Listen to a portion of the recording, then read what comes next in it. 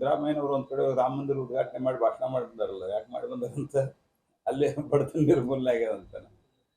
ಇದು ಬಡತನ ಮನುಷ್ಯನಿಗೆ ಎಲ್ಲದಕ್ಕಿಂತ ಹೆಚ್ಚಾಗಿ ಶ್ರದ್ಧೆ, ಸ್ವಾಭಿಮಾನ ಇದು ಮುಖ್ಯ. ನೀವು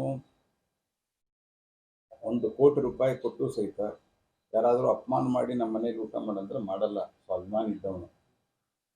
ಸ್ವಾಭಿಮಾನ, ಸ್ವದೇಶ ಅಭಿಮಾನ ಮತ್ತು ಇದರ ಜೊತೆಗೆ ಶ್ರದ್ಧೆ, ಇದರಿಂದ ನಮ್ಮ ಒಂದು ರೀತಿಯಲ್ಲಿ ಸಂಸ್ಕಾರ, ಸಾಂಸ್ಕೃತಿಕ ಪುನರುತ್ಥಾನ ಮತ್ತು ಇದು ಬಿಯಾಂಡ್ ಡೌಟ್ ಪ್ರೂವ್ ಆಗಿದೆ ಅಲ್ಲಿ ರಾಮ ಮಂದಿರ ಇತ್ತು ಅಂತ. ಮತ್ತು ಇದನ್ನೇನು ಸರ್ಕಾರದಿಂದ ನಾವು ಕಟ್ಟಿಲ್ಲ. ಅಲ್ಲಿ ಕಟ್ಟೋದ್ರಿಂದ ಇದಾಗತ್ತೆ ಅಂತಂದ್ರೆ, ಇದೇ ಪ್ರಶ್ನೆ ಬೇರೆ ಯಾವುದಾದ್ರೂ ಸಮಾಜದವರಿಗೆ ಕೇಳಿದ್ರೆ, ಚರ್ಚ್ ಕಟ್ಟೋದ್ರಿಂದ, ಮಸೀದಿ ಕಟ್ಟೋದ್ರಿಂದ ಬಡತನ ನಿರ್ಮೂಲನೆ ಆಗುತ್ತೆ ಅಂತ ಕೇಳಿಲ್ಲ.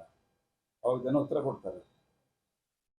ಎಷ್ಟು ಒಳಗೆ ಆಕ್ರೋಶ ತುಂಬದ ರಾಮ ಮಂದಿರ ಆಗಿದ್ದರ ಬಗ್ಗೆ 90% ಜನ ಸಂತೋಷ ಪಡಬೇಕಾದ್ರೆ ಹೊಟ್ಟೆಯಲ್ಲಿ ಎಷ್ಟು ವಿಷಯ ತುಂಬಿದೆ ಅಂತ ಇದನ್ನೆಲ್ಲ ಅರ್ಥ ಆಗುತ್ತೆ.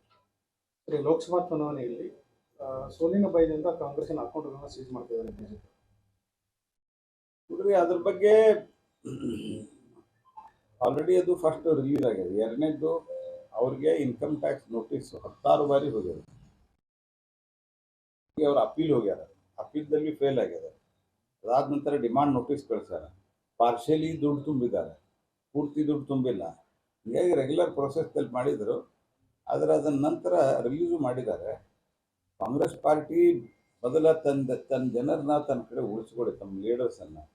ಕಾಂಗ್ರೆಸ್ ಪಾರ್ಟಿಯೊಳಗೆ ಭಾಳ ದೊಡ್ಡ ಪ್ರಮಾಣದಲ್ಲಿ ದೇಶಾದ್ಯಂತ ಕಾಂಗ್ರೆಸ್ ಪಾರ್ಟಿಯನ್ನು ಬಿಟ್ಟು ಹೊರಗೆ ಬರಲಿಕ್ಕೆ ಜನ ತಯಾರಾಗಿ ನಿಂತಿದ್ದಾರೆ.